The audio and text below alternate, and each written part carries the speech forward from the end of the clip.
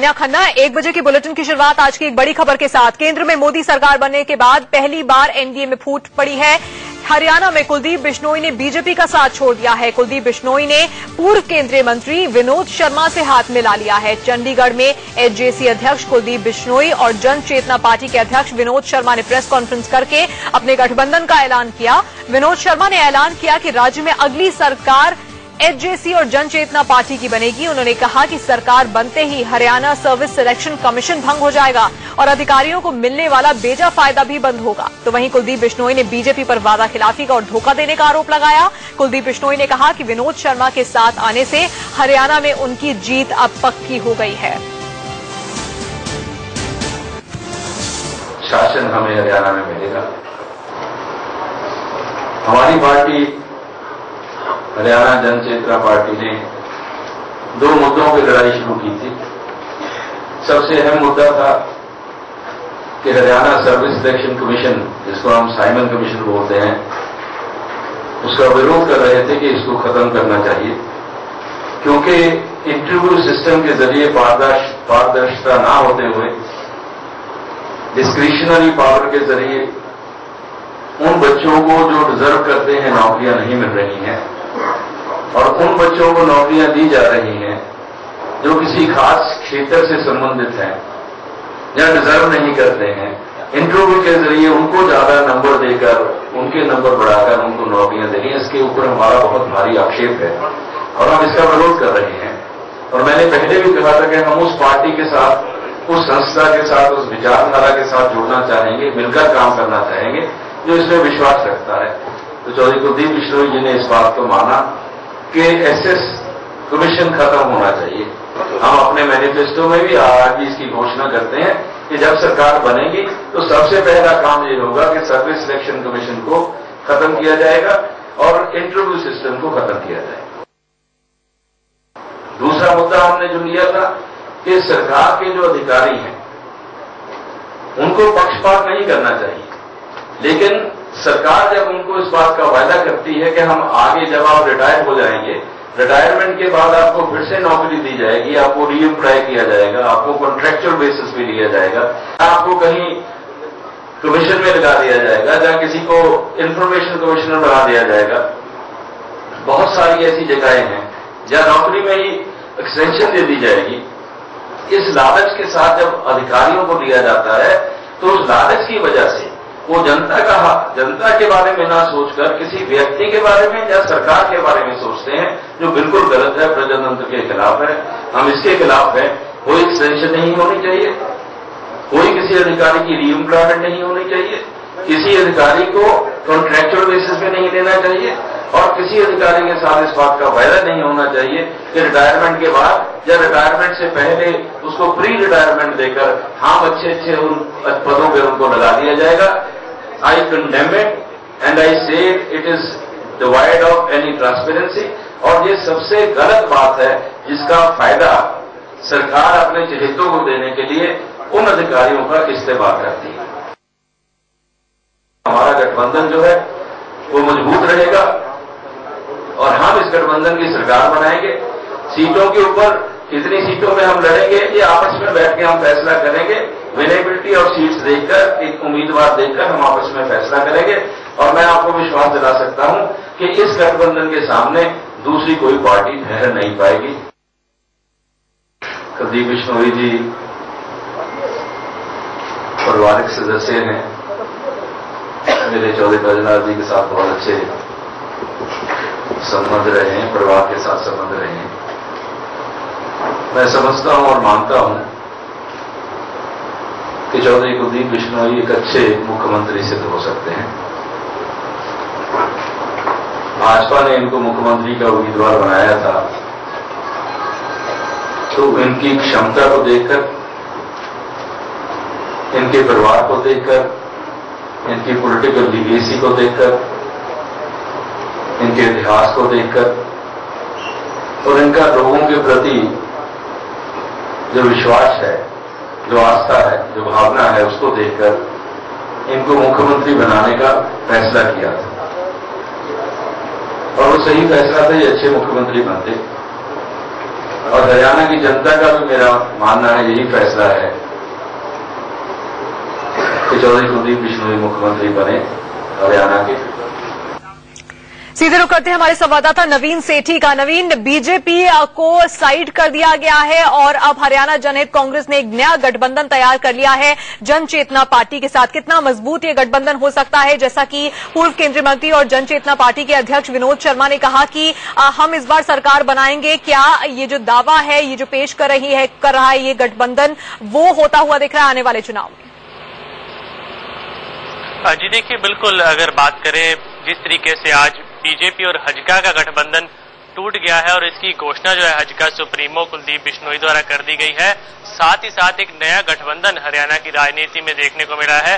जन चेतना पार्टी और हजका अब एक साथ चुनावों में लड़ने जा रहे हैं और चुनावों में कितनी सीटें किस पार्टी की होंगी वो अभी डिसाइड नहीं किया गया है, लेकिन जो जन चेतना पार्टी के अध्यक्ष विनोद शर्मा द्वारा ये साफ कर दिया गया है कि आने वाले समय में कुलदीप बिश्नोई जो है वो एक बड़े ही अच्छे जो है मुख्यमंत्री के रूप में उभर कर आएंगे और जब जो ये गठबंधन बना है इसके सामने कोई भी पार्टी टिक नहीं पाएगी।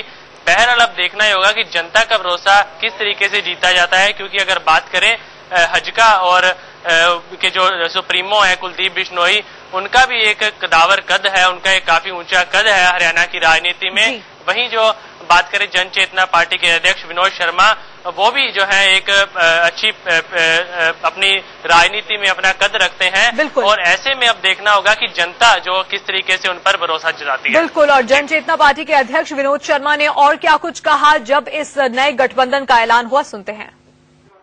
मैं आप सबका स्वागत करता हूं। कुलदीप बिश्नोई जी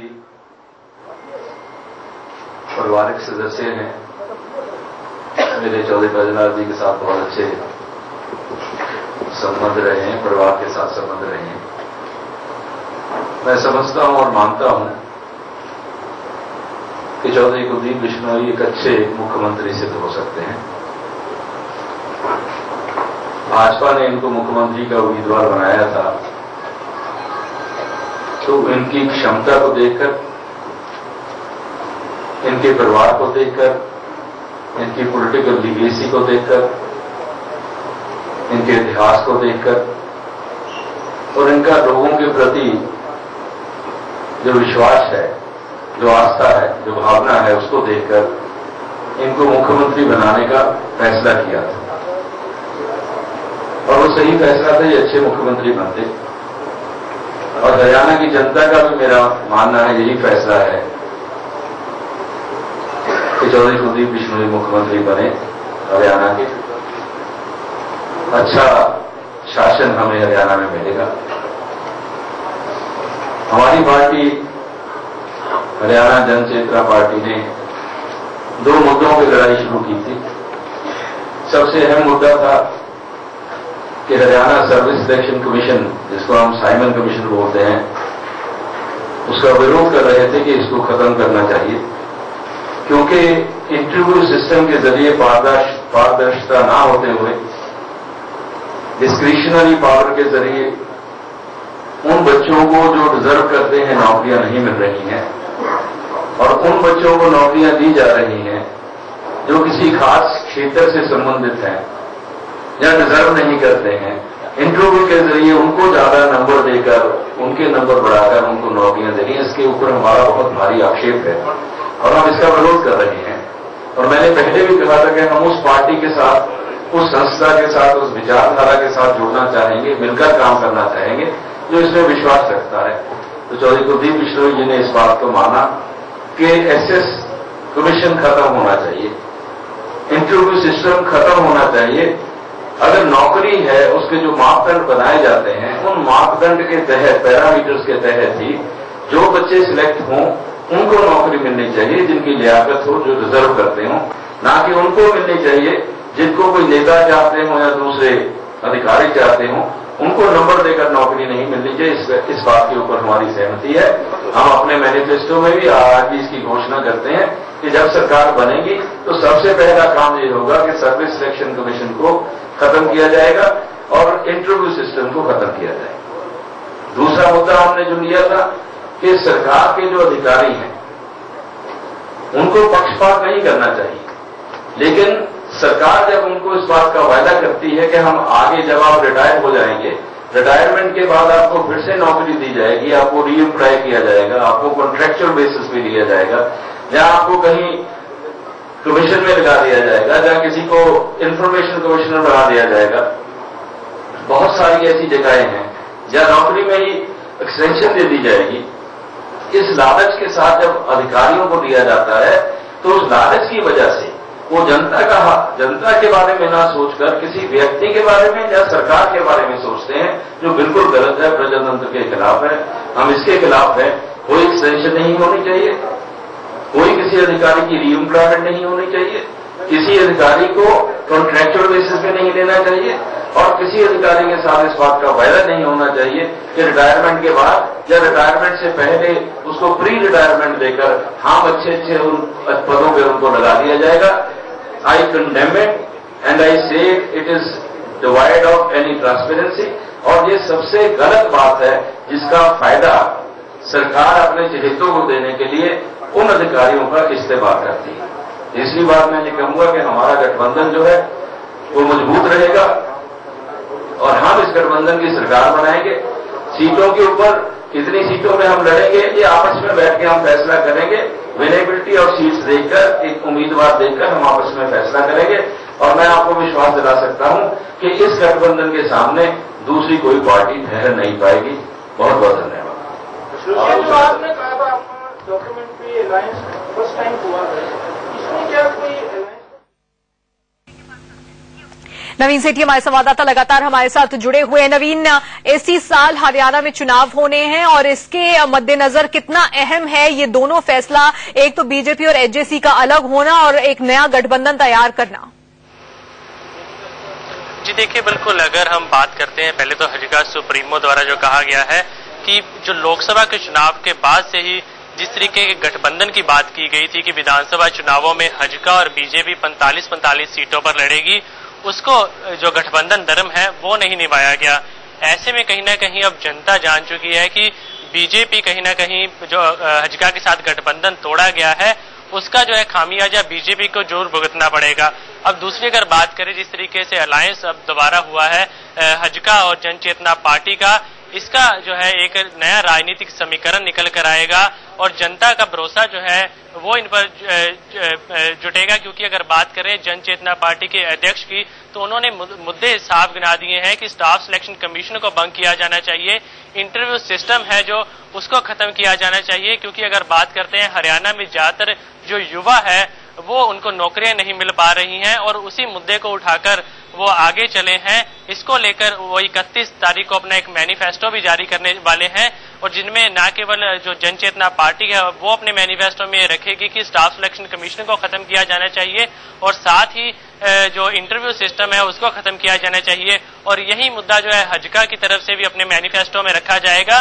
तो ऐसे में कहीं ना कहीं एक मजबूत गठबंधन एक हरियाणा में देखने को मिल रहा है जन चेतना पार्टी और हजका के बीच। और कहीं ना कहीं जो विपक्षी दल पार्टियों की बात करते हैं, बीजेपी है, कांग्रेस है, इनेलो है, उनकी तरफ से भी इस गठबंधन को लेकर काफी चिंता बन चुकी है। क्योंकि जो एक कदावर नेता जन चेतना पार्टी के अध्यक्ष विनोद शर्मा माने जाते हैं, वहीं हजका सुप्रीमो की भी एक अपनी अलग राजनीतिक पैठ है। ऐसे में कहीं ना कहीं एक मजबूत गठबंधन बनता हुआ हरियाणा में दिखाई दे रहा है, जो आने वाले समय में विपक्षी दल पार्टियों के लिए एक चिंता का विषय बनेगा। और जिस तरीके से जन चेतना पार्टी के अध्यक्ष विनोद शर्मा ने साफ किया है कि कुलदीप बिश्नोई आने वाले समय में एक अच्छे मुख्यमंत्री बन सकते हैं, ऐसे में जनता का भरोसा जो है वो हजका और जो बीजेपी गठबंधन है उससे अब पूरी तरीके से उड़ चुका है।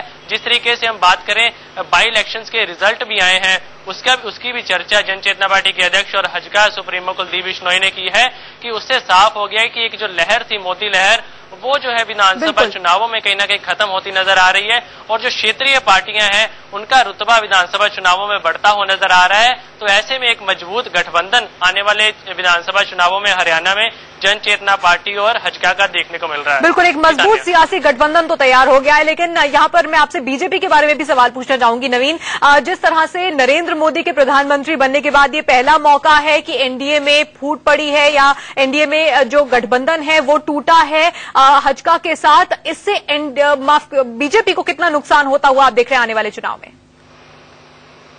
जी देखिए, बिल्कुल अगर हम बात करें पहला झटका जो हरियाणा में लगा है, वहीं अगर हम दूसरा इसका पक्ष देखते हैं, पंजाब की बात करते हैं, तो मोगा से जो पंजाब अकाली दल के उम्मीदवार थे वो भी बीजेपी में शामिल हुए हैं। कहीं ना कहीं क्षेत्रीय पार्टी को किनारे करने की जो एक बात जो कही जा रही थी कि बीजेपी अब क्षेत्रीय पार्टियों को किनारे पर करेगी, वो सामने दिखाई देती हुई नजर आ रही है। अब देखना ये होगा कि जिस तरीके से लोकसभा चुनावों में एक अच्छी जो बहुमत लेकर बीजेपी सरकार बनाई है, विधानसभा चुनावों में उनका रुतबा किस तरीके से देखने को मिलेगा, क्योंकि अगर विधानसभा चुनाव और लोकसभा चुनावों का हम अंतर देखते हैं तो कहीं ना कहीं जो मुद्दे होते हैं वो विधानसभा चुनावों में क्षेत्रीय हो जाते हैं और लोकसभा चुनाव में राष्ट्रीय मुद्दे होते हैं। ऐसे में जो जमीनी स्तर पर लोग जुड़े होते हैं, जमीनी स्तर पर नेता जुड़े होते हैं, वही पार्टी की जीत का महत्वपूर्ण एक पहलू बनते हैं। लेकिन अगर उनको ही दरकिनार कर दिया जाएगा तो बीजेपी की स्थिति क्या होगी विधानसभा चुनावों में, इसका शायद अंदाजा लगाया जा सकता है कि जिस तरीके से बाई इलेक्शन के रिजल्ट आए हैं। तो ऐसे में अब हजका की तरफ से जब उनको अलग कर दिया गया है, अब देखना ही होगा कि जो नया गठबंधन बढ़ता है इसको लेकर जो है